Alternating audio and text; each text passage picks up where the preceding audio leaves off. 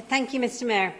I'd like to start by thanking Nicky Bishop and Graham Bentley and all their teams. I know that an enormous amount of work has gone into this over the last year. We are very pleased in the Green Group to see the abolition of the green bin tax. This is something that we've been calling for as Greens since it was introduced, and it's a great change. We're very pleased with that. Now, I do understand that the charge was bringing in much-needed revenue at a time when we were very short. However, the plan was flawed in a number of ways. First of all, it was a deterrent to green bin use. So we know that large numbers of people were unable or unwilling to pay. And given that so much of our garden waste is not suitable for home composting, people ended up taking it to the tip in their own private cars, increasing our problems with air pollution and congestion along the way. However, there's a deeper problem with this, and that is it's a very unfair and regressive sort of tax. Those with gardens are not always the most wealthy. Having a garden is only a very crude proxy for financial security. And many households with gardens are only just managing and found it very hard to afford an extra bill.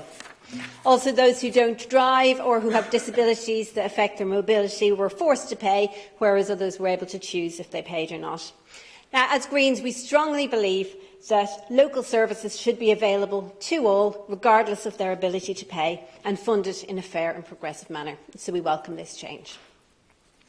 Now, of course, I accept that this service nonetheless has to be paid for, and one of the headlines in this budget is an increase in council tax.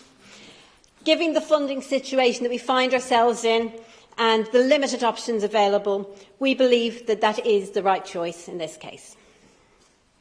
Local services have already been cut to the bone over successive budgets, and given the continuing funding pressures in social care and elsewhere, we think that this is the only solution that we can see to avoid further devastating cuts at this point. However, as Greens, we want to point out that we disagree with the principle of council tax in the first place. It is also a regressive and unfair tax, and it increases social inequality. Now, I'm sure none of you in this room need to be reminded of the massive inequality problem we have in Trafford. I'm sure you're all aware of the differences in health and life expectancy outcomes for those in our most versus least wealthy areas.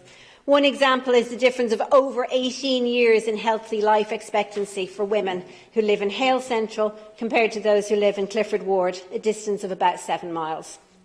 But those in the highest council tax bands in Trafford pay only about 3 times what those in the lowest bands pay.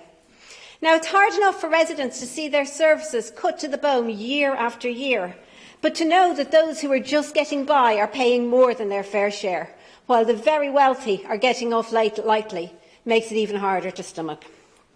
Changing this system, I know, is outside the remit of this council, but we are disappointed that all 3 parties of the other parties represented in this room have been in government over the last few years and have not been able to change this deeply regressive tax to something more equitable. We'd like to see reform to land value tax, but even increasing the number of council tax bands would make a major impact on making the current system more just.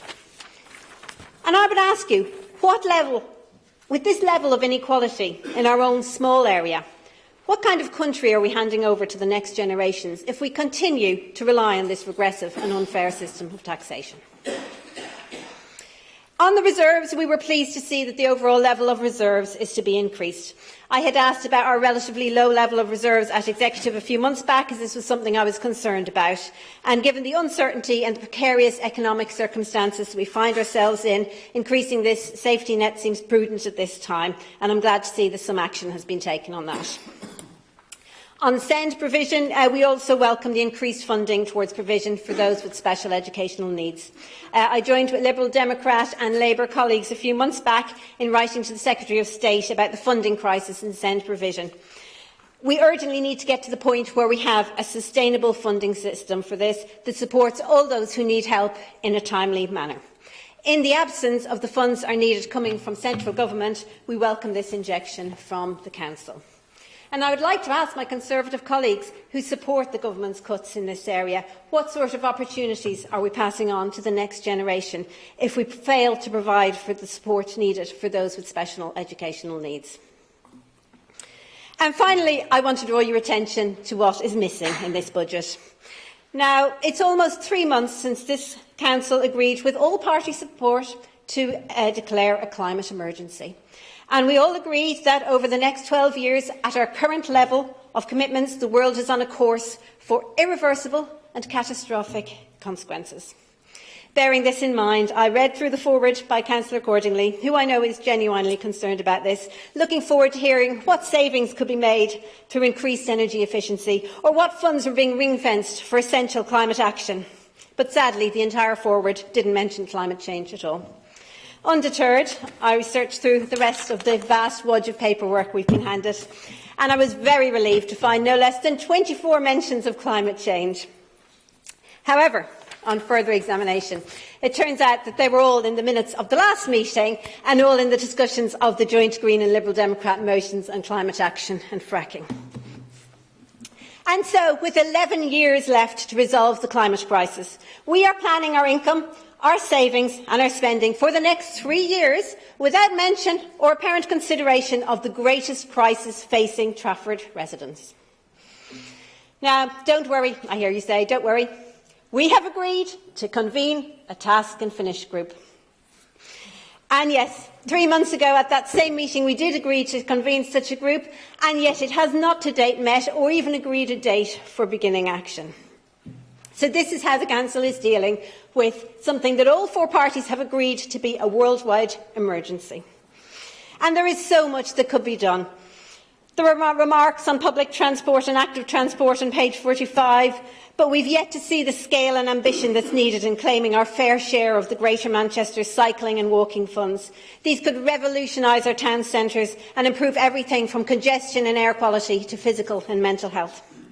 Another example in Annex C is the 100% business tax retention at the Syca paper mill in Carrington. This is extra income that comes to the Council due to the mill's renewable energy production, and it brings in over £80,000 per year to the Council, which is brilliant. But the scheme has been available since 2013. Why do we only have one income stream to it? Where is the enormous ambition that I'm sure you would all like to see for Trafford to take the lead on renewables and at the same time bring in some additional funding to our borough? There are huge opportunities for local authorities for savings and increased revenue through renewables and energy efficiency. There are huge benefits available to residents through cleaner air and enabling cycling, walking and better use of public transport. And there are huge risks to us all from failure to act at this crucial time. And I ask you, what sort of world are we passing on to future generations if we fail to take this seriously enough? I'd like to remind you of the words of teenage Swedish climate activist Greta Thunberg, who initiated the worldwide climate strikes. And she said, "I want you to act as if your house is on fire, because it is."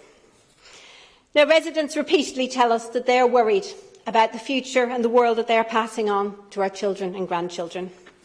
If we are to succeed in avoiding catastrophic climate change, it requires local authorities such as ours to step up to the mark and to urgently take a lead. Sadly, this budget is doing nothing of the sort, and the Green Group will be voting against. Thank you.